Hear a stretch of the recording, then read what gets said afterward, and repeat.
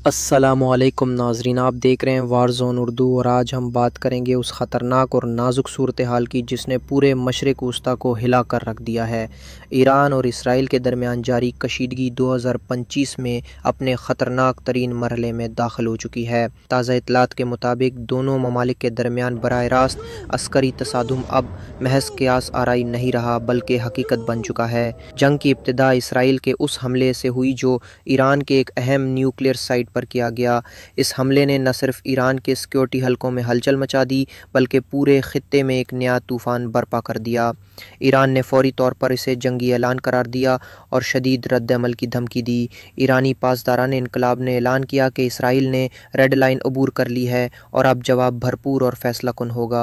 Iran ने अपनी पहली जवाबी कार्रवाई में इसराइल के फ़ौजी अड्डों को मिसाइलों से निशाना बनाया। तेहरान से जारी होने वाले सरकारी बयान में कहा गया कि ये महज शुरुआत है। ईरान ने वाज़ेह किया कि वो इसराइल के ख़िलाफ़ तवील मुद्दत और स्ट्रेटेजिक जंग के लिए तैयार है।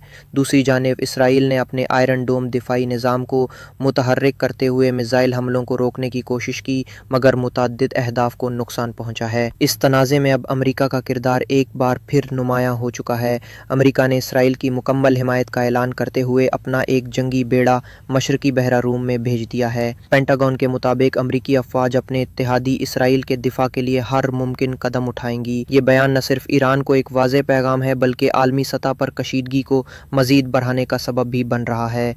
ईरान ने भी रद्द-ए-अमल में अपने इत्तेहादी ग्रुप्स को मुतहर्रिक करना शुरू कर दिया है।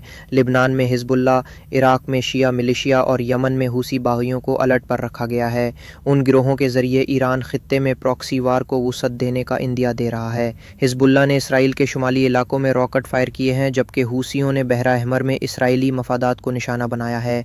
इस जंग का सबसे बड़ा ख़तरा ये है कि ये एक महदूद तनाज़ा न रहे बल्कि एक बड़ी इलाकाई जंग में तब्दील हो जाए। सऊदी अरब, तुर्की, कतर और दीगर अहम मुस्लिम ममालिक इस वक्त सिफारती सतह पर दबाव डाल रहे हैं ताकि जंग को फैलने से रोका जा सके, मगर ज़मीनी हकीकत यह है कि जब दो बड़ी ताकतें बराह रास्त एक दूसरे के सामने आ जाएं तो सालसी की कोशिशें अक्सर बेअसर हो जाती हैं। ईरान के रहबर आला आयतुल्लाह अली ख़ामनेई ने कौम से ख़िताब में ऐलान किया है कि ये जंग ईरान की खुद मुख्तारी और इस्लामी शिनाख्त के तहफ़्फ़ुज़ की जंग है। उन्होंने कहा कि इसराइल की जारियत का मुँह तोड़ जवाब दिया जाएगा और पूरा ईरानी अवाम इस जंग के लिए तैयार है।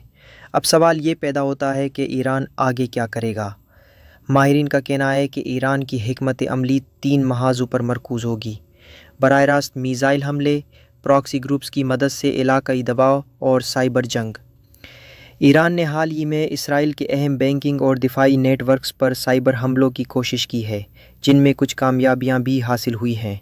इसके साथ साथ ईरान की जानिब से हरमुज़ आबनाए को बंद करने की धमकी दी गई है।